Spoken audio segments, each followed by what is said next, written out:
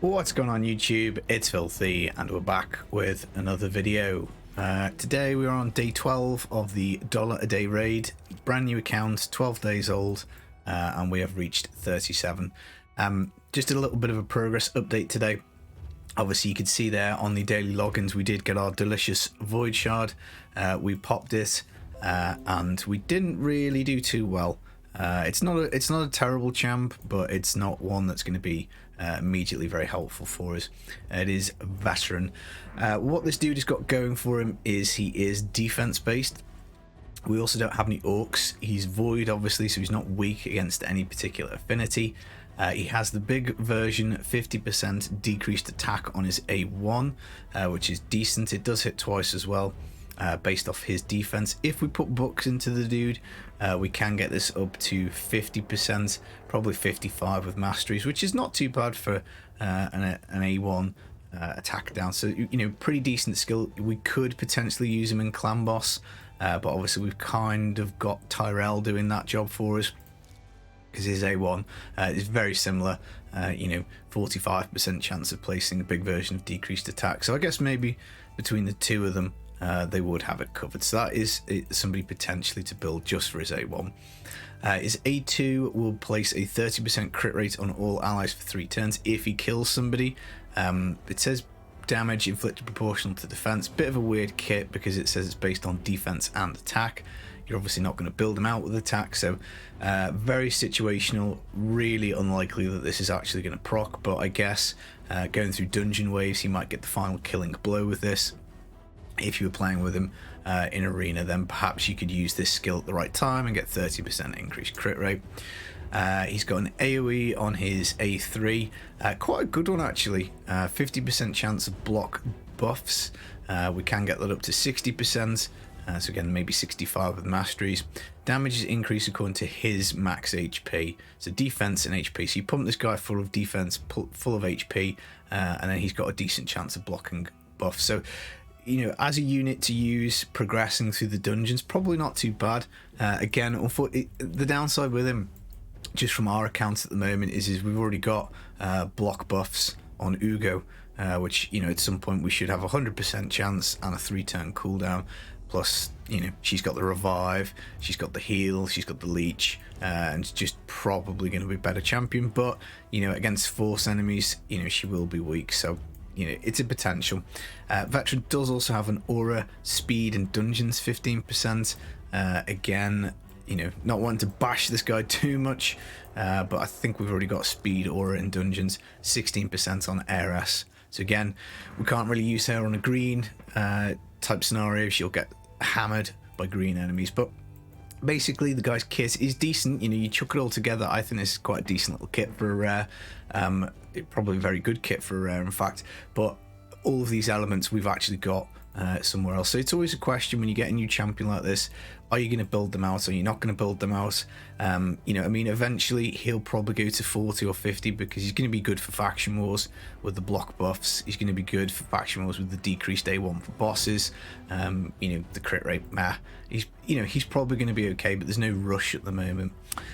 We did finally get ourselves a Templar as well. And this is definitely somebody we want to build. Unfortunately, we have popped all of our potions for the Spirit Keep, so we're going to have to wait until that is open again. But I really like this guy. He's got a cracking kit, just a lot of fun. He decreases speed on his A1, 30% chance. It's 2 turns as well, which is brilliant. You know, if you think about big version decreased speed, 2 turns on an A1. When you do ascend him, he will attack with this skill whenever he gets debuffed. So if anybody puts a poison on him, you know, obviously stun and freeze are not going to, he's not going to be able to counterattack because he's going to be out the game. Same with sleep, he's going to be out the game.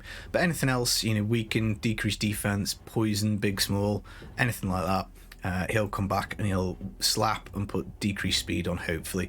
50% chance, again, you can master this up to 55, really good for an A1.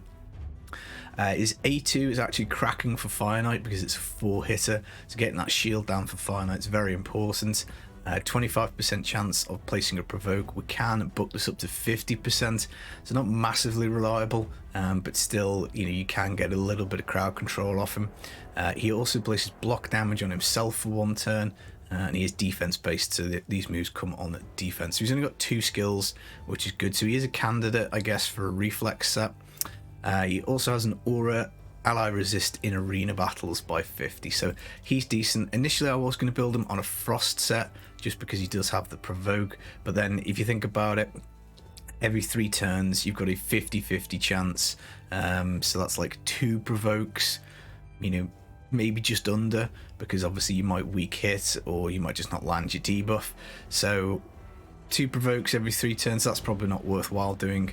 I think a much better option would possibly even be a stun set, just so that we could counterattack and hit with stun, something like that.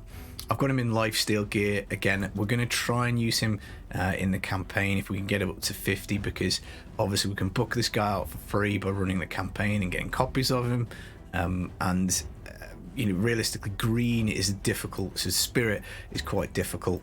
We do have shield guard, but Templar, shield guard, Armiger, we will be starting to build up some decent spirit units, because you will just get stuck, you know, on the 4 stages with a primarily magic account. That is just what happens.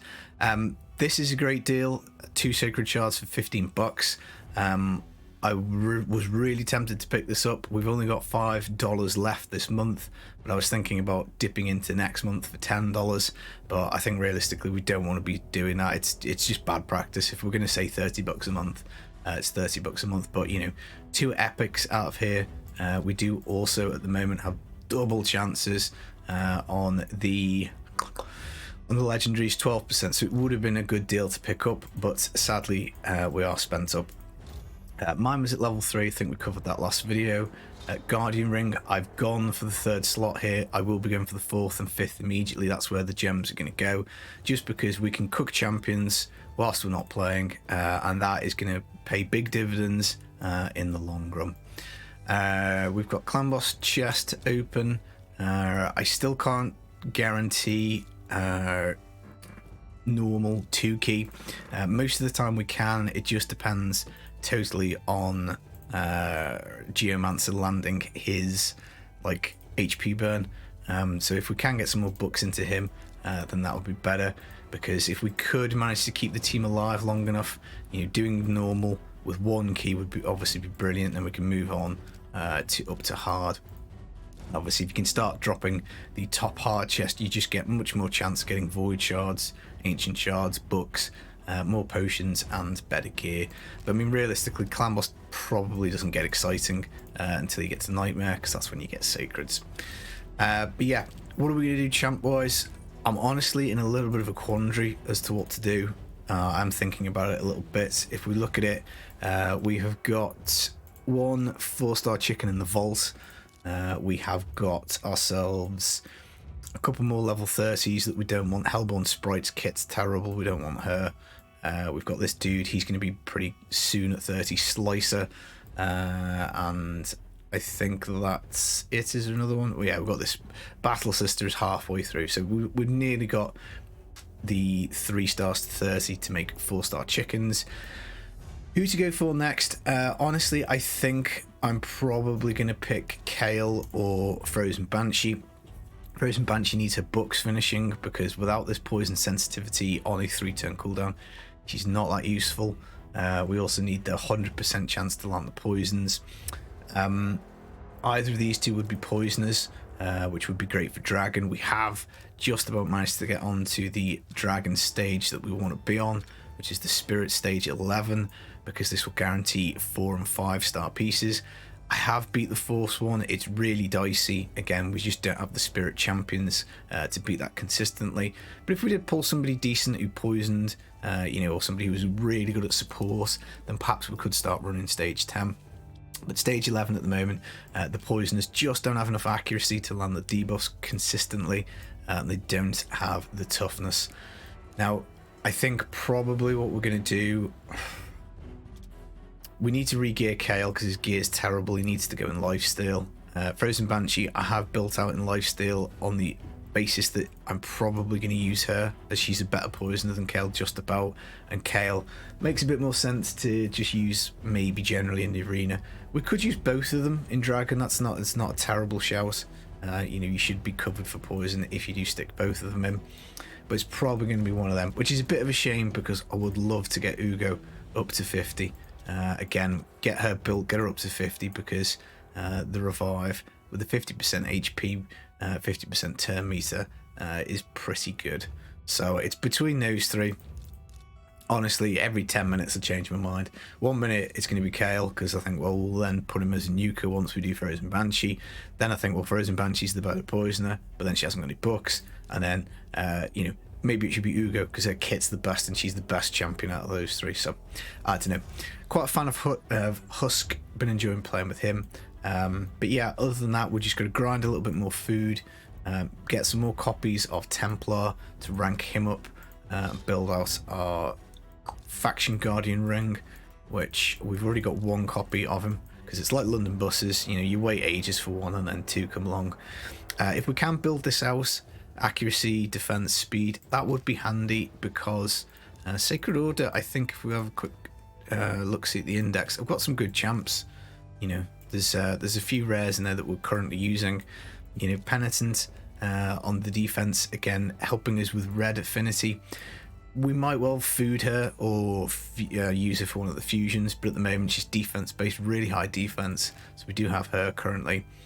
We obviously fed War Priest last video, sad. Mother Superior we've got as our healer. Again, she's got speed aura, which is nice, continuous heal and shield, so we can pump her survivability up. We'll probably keep her for a bit. Sanctum Protector again is somebody we need to ascend so that we can get the AoE increased defense, so again he will benefit from it. Again, pretty decent defense on him. And then Templar, again champ we like, so if we can buff this dude up, so much the better. So that is the plan for that. Barbarian wise, I haven't invested in War Maiden. We just don't need it. I think with the decreased defense from Tyrell and from the Sharpshooter, we're probably covered. Ugo also does decreased defense, so you know we've got 3 champs most of the time in the team, all dropping decreased defense. They are all magic, which is a bit of a bummer, so War Maiden will get built eventually, but at the moment she's not really going to do anything, and we need skill books in her anyway and Ascension to get her to be probably useful. And she is bloody squishy as well. You know, she definitely does die. She needs like HP gloves, HP chest and all that stuff. So again, early days, we've just got to keep adding to this as we go. But yeah, that is where we're up to. I hope you've enjoyed the video. I'll be back with some more videos soon. Take it easy, guys. Peace.